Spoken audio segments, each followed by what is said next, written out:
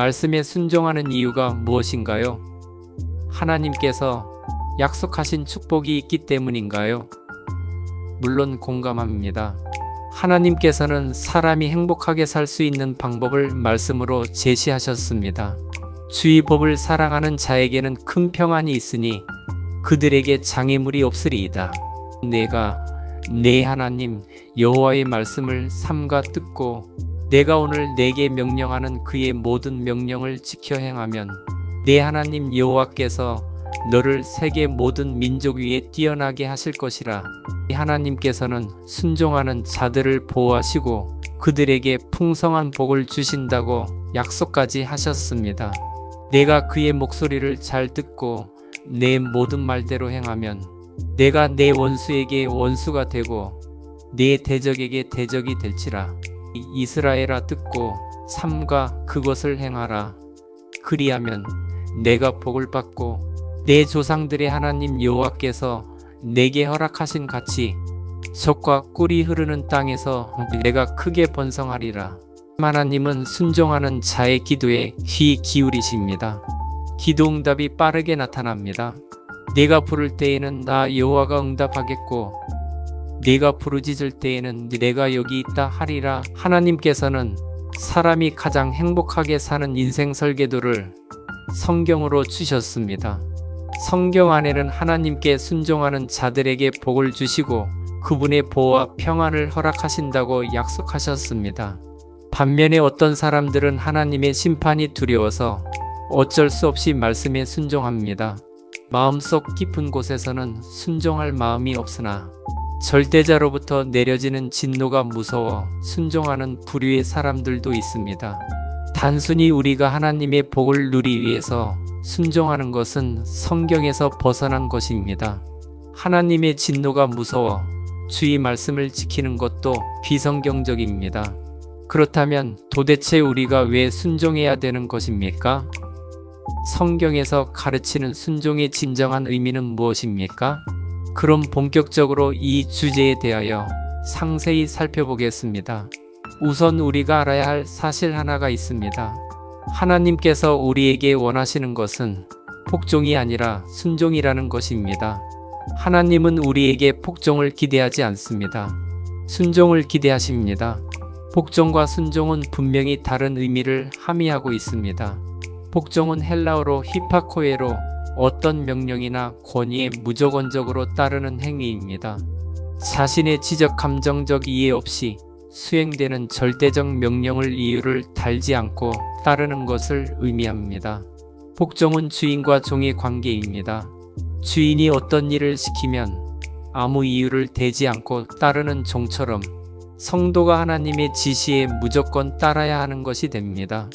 즉 복종은 나보다 더 힘이 있는 능력자에 의해 나의 행동이 달라진다는 의미를 내포합니다. 내가 원하는 것은 이것인데 나보다 더 힘 있는 누군가가 다른 것을 하라고 하면 어쩔 수 없이 그의 말에 따르게 되는 것이 복종입니다. 그래서 복종은 인간 내면의 생각과 다르게 외부로 표출되는 행동일 수 있습니다. 능력이 없는 자가 자기 마음에도 없는 행동을 능력자의 의도대로 행하는 것입니다. 그래서 복종은 보이지 않은 힘이 작동합니다. 낮은 자를 향해 강압적일 수도 있습니다. 약자를 향해 위협적일 수 있습니다. 상대방을 향한 존중함이 전혀 없는 상태에서 마지못해 따르는 행동일 수 있습니다. 속과 겉이 다른 상태에서 지시를 따르는 결과를 보일 수도 있습니다. 마치 군에서 상급자가 명령하면 하급자는 그 명령을 따라야 합니다. 항명은 용납되지 않는 것이 복종입니다. 순종은 헬라어로 후파코에라고 합니다. 그리스도의 말씀에 순종하는 상태를 나타냅니다. 순종은 태도가 온순하여 자발적으로 따르는 것을 의미합니다. 어떠한 계명이나 말씀을 주신 분을 존경함으로 기쁨과 자발적인 의사를 가지고 따르는 행동입니다. 그래서 하나님께서 우리에게 요구하시는 것은 복종이 아니라 순종입니다. 우리가 말씀을 따라 순종하며 사는 것을 인간이 당연히 행할 의무로만 본다면 하나님과의 관계에서 여러 가지 오해가 생길 수 있습니다. 우리가 갖고 있는 구약의 10계명은 단지 절대적 군주가 백성에게 내린 무거운 법에 불과합니다. 실제로 성경에 나타난 이스라엘 백성들이 하나님이 직접 새겨주신 율법을 그렇게 생각했습니다. 하나님께서 그들에게 무거운 짐을 지우고 괴롭게 한다고 생각했습니다. 절대자가 약자인 인간에게 무거운 짐을 지게 해준 것으로 오해하였습니다. 또한 순종만이 인간이 지켜야 할 의무라고 한다면 인간은 하나님의 말씀을 지키기만 하면 됩니다. 순종할 마음이 없더라도 지킬 마음이 전혀 없어도 지켜주기만 하면 됩니다. 우리가 율법 선생으로 부르는 바리새인들이나 사두개파 사람들이 그런 유형의 삶을 살았습니다. 그들은 율법을 지키기 위해 율법을 세부화했습니다. 그래서 그것을 지키면서 율법을 전부 지킨 것으로 위안을 삼았습니다. 표면적으로 저들은 11조는 했습니다. 부모님을 공경하고 하나님은 섬겼습니다. 저들은 하나님의 법의 기준에 부합한 거룩한 집단으로 오해하게 된 것입니다.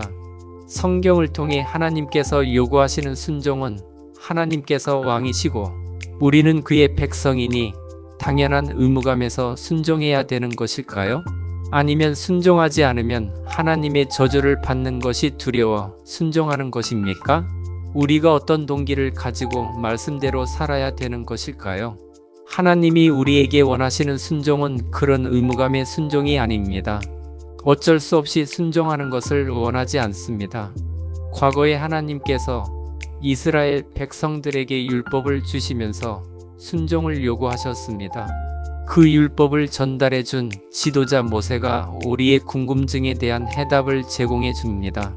그런즉 내 하나님 여호와를 사랑하여 그가 주신 책무와 법도와 규례와 명령을 항상 지키라. 모세는 우리에게 하나님을 사랑하는 마음 때문에 하나님의 말씀에 순종해야 된다고 말씀합니다. 즉 하나님을 사랑하는 것이 하나님의 명령을 지키는 것으로 나타나야 한다는 말씀입니다. 우리가 어쩔 수 없이 주의 말씀에 순종해야 한다고 말씀하지 않습니다. 하나님께서 먼저 우리를 사랑하셨으니 너희도 하나님을 사랑하여 그분의 말씀에 순종하라고 말씀합니다. 따라서 우리가 하나님의 말씀을 존귀히 여기며 순종해야 되는 이유는 사랑입니다. 하나님께 받은 그 사랑 때문에 그 사랑의 결과로 우리가 외부로 나타나게 되는 행동이 순종입니다. 우리가 입술을 깨물며 어쩔 수 없이 순종하는 것이 아니라 자원함으로 기꺼이 순종하는 것입니다. 하나님을 사랑함으로 즐겁게 순종하는 것입니다. 하나님을 향한 예수님의 순종의 모습 속에도 그 순종의 동기는 나타납니다. 그것은 바로 사랑이었습니다. 너희가 나를 사랑하면 나의 계명을 지키리라. 말씀에 순종하는 것은 헌신입니다. 사랑입니다. 하나님은 우리가 순종할 마음도 없으면서 순종하는 것을 받지 않으십니다. 하나님이 심판이 무서워 겨우 복종하는 것도 원하지 않습니다. 받은 사랑을 기억하여 즐겁게 우러나오는 순종을 받으십니다. 그것을 귀한 헌신으로 여기십니다. 그 순종만이 참된 순종입니다. 그 순종을 기뻐하십니다. 그러므로 누가 하나님이 받으시는 순종에 참여할 수 있을까요? 하나님의 사랑을 크게 받은 자임을 아는 자만이 가능합니다. 하나님을 사랑하는 마음이 말씀의 순종으로 드러나는 것입니다. 그러므로 순종은 곧 하나님을 사랑하는 것입니다. 하나님을 사랑하는 것이 곧 순종입니다. 하나님을 사랑하는 자만이 진실한 순종의 자리로 나아갈 수 있습니다. 우리가 억지로 순종하는 것은 하나님께서 받지 않으십니다. 사람들의 눈치가 무서워 헌금하고 계십니까? 직분이 있어서 어쩔 수 없이 11조를 드리십니까?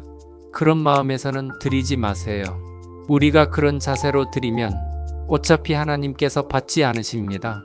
하나님의 사랑이 몰려와 우리 안에 자원하는 마음이 솟아오를 때에 쾌활한 마음으로 드리세요. 하나님을 사랑하는 사랑 때문에 드리세요. 절대 힘들어하면서 복종하지 마세요. 어차피 그런 복종은 헛된 헌신이요 하나님이 받지 않으시는 복종이랍니다. 우리 마음속에 하나님을 사랑하는 마음이 부어질 때에 자원함과 기쁨으로 순종하세요. 그런 순종이야말로 하나님께 올라가는 가장 아름다운 향기라 합니다.